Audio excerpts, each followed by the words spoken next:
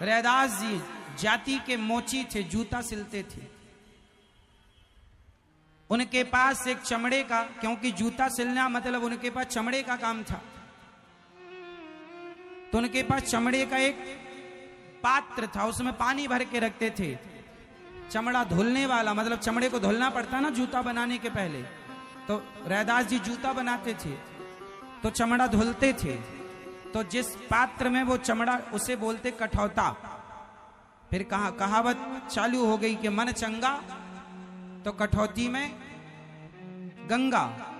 तो उसे में चमड़े धुलने वाला पानी, एक राजा वहां से निकला, तो राजा ने बड़ा नाम सुना था रैदास जी का, तो उसी गंदे पानी को उठा करके उन्होंने दे दिया। संत थे, दे दिया। राजा को लगा रे राम राम, ये पानी नहीं पिया। और पीछे कोई श्रद्धावान भक्त था, उन्होंने पी लिया। तो जो पी लिया, उनको बहुत भयंकर रोग था, पीते ही रोग समाप्त हो गया, काया सुंदर हो गई, दिव्य शरीर हो गया। अब राजा चरणों में गिर पड़ा, महाराज ये पानी सामान्य मान रहा था मैं, पर ये सामान्य नहीं है, कृपा करो मुझे फिर दो। बोले अब नहीं मिलेगा, अब जाओ, अब ये तुम्हारे लिए तो गंदा पानी है, इसलिए अब ये गंदा ही है तुम्हारे लिए, अब तुम्हारा नहीं जाता। राजा को नहीं महत्व दिया। एक बार कोई भक्त गया तो रैदास जी ने कुछ पैसे दिए, भैया गंगा जी जा रहे हो, ये मेरे पैसे और गंगा मैया को दे देना। थोड़ा सा प्रसाद दी, थोड़ा सा फूल दिए, थोड़े से जो भी दिया। तो वो आदमी चला और गंगा मैया के पास पहुंचा, तो गंगा मैया ने हाथ उठाकर कहा, भैया वो मेरे रैदास ने जो सामान दिया है वो कहाँ है? ये सत्य घटना है, लिखी हुई भक्तमाल में। उसने गंगा जी को दिया। फिर गंगा जी ने सोने की 2 चूड़ियां दी, बोले ये मेरे भक्त रैदास को पकड़ाना। अब जो आदमी गया था उसके मन में कपट आया कि गंगा मैया ने जो सोने की चूड़ियां दी वो बड़ी अच्छी थी। उसके मन में पाप आ गया, उसको लगा कि उसे थोड़ी पता कि गंगा मैया ने कुछ दिया है, तो उसने भैया बाजार में वो चूड़ियां बेच दी। और चूड़ी जब बेचा तो वो चूड़ी इतनी अनमोल थी क्योंकि गंगा मैया ने दिया है।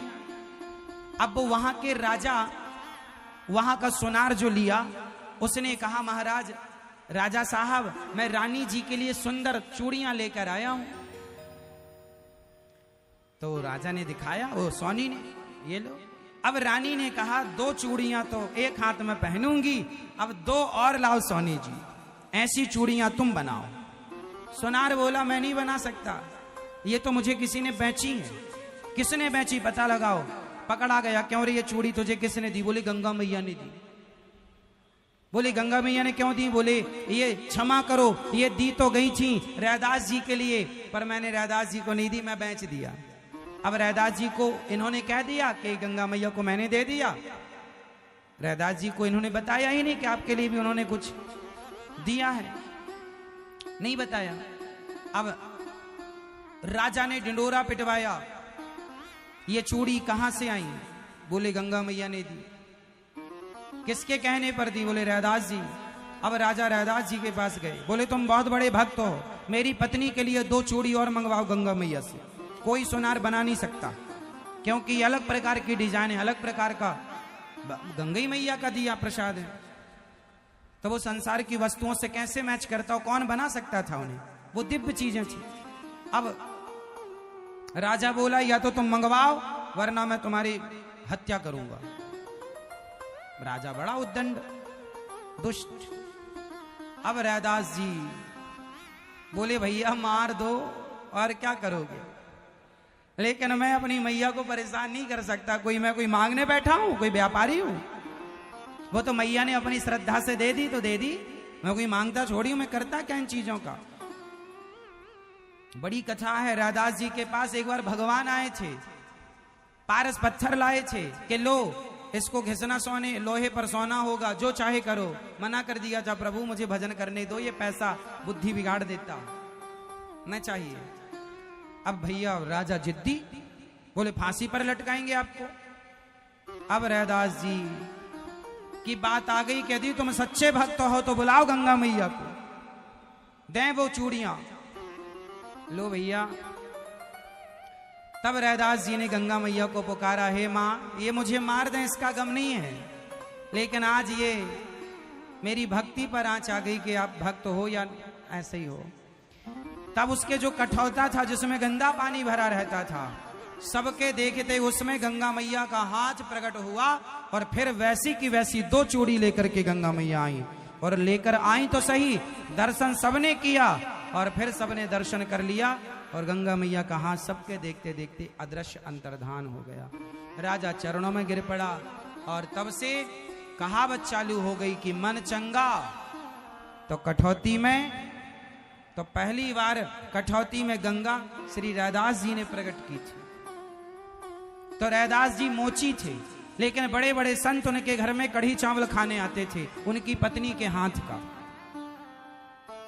भगवान स्वयं आते थे कढ़ी चावल खाने, उनके यहां लंगर चलता था।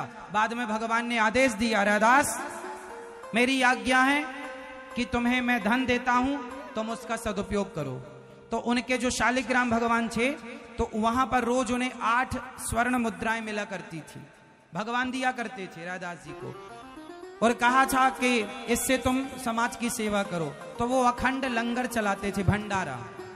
जैसे गौरी गोपाल जी का भंडारा चलता है ना, आपको क्या लगता है ये सामान्य बातें हैं? हमारे ऋषि मुनि इस पद्धति को जीते रहे, ये कार्य करते रहे हैं। अन्य क्षेत्र संत लोग चलाते रहते थे जिसके पास सामर्थ्य थी, रैदास जी चलाते थे।